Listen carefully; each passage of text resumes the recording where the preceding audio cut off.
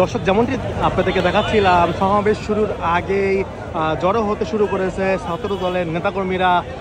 অর্থাৎ আজ ছাত্র দলের স্মরণীয় যে মহাসমাবেশটি সেটি শুরু হবে দুপুরের পর, এবং এর আগেই কিন্তু আমরা দেখতে পাচ্ছিলাম নেতাকর্মীরা জড়ো হতে শুরু করেছে।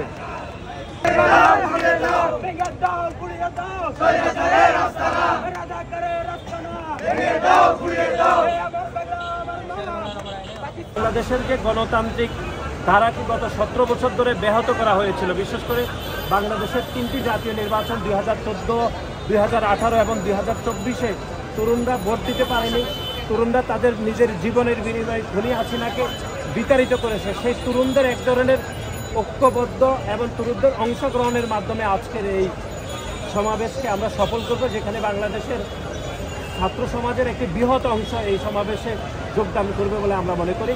এবং আমরা এটিও আশা প্রকাশ করছি যে এই শাহবাগ চত্বরে অতীতে যত রাজনৈতিক সমাবেশ হয়েছে, যত ছাত্র সমাবেশ হয়েছে, সব থেকে বড় ছাত্র সমাবেশ আজকে ইনশাআল্লাহ এই শাহবাগ চত্বরে বাংলাদেশ জাতীয়তাবাদী ছাত্রদল উপহার দিবে। সেজন্য আপনাদের সকলের আমরা সহযোগিতা কামনা করছি। অতীতেও আমরা সহযোগিতা পেয়েছি এবং আজকেও আমরা আপনাদের সহযোগিতা কামনা করছি।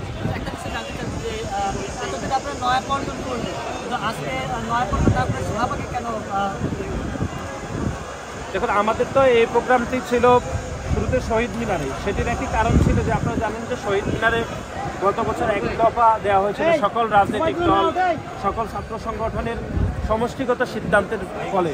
তারপরে আমরা সেই জায়গা থেকে শিফট করে আমরা এখানে শাহবাগে আমরা স্থানান্তর করেছি। যদিও এটি খুবই আজকে ব্যস্ত একটি দিন, সপ্তাহের প্রথম দিন, আমরা জানি যে নগরবাসীর ভোগান্তি হবে।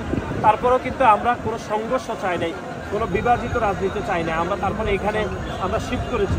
তারপরে আমরা মনে করি নগরবাসীর এক ধরনের ভোগান্তি হবে, সেই জন্য আমরা নগরবাসীর প্রতি আমরা দুঃখ প্রকাশ করছি, আমরা ক্ষমা প্রার্থনা করছি। আমরা মনে করছি খুব দ্রুত সময়ের মধ্যে আমরা আমাদের প্রোগ্রামটি শেষ করব।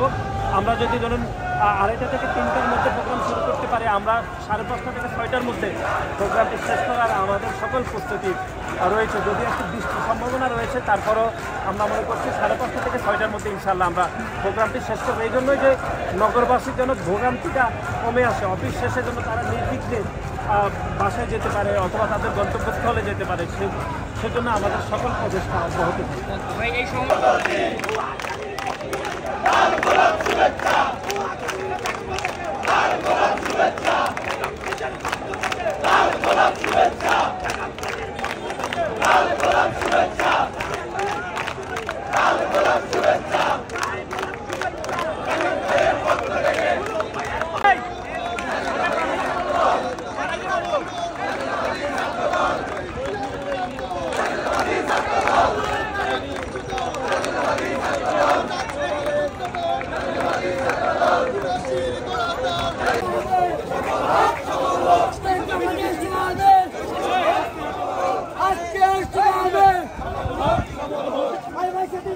Yes,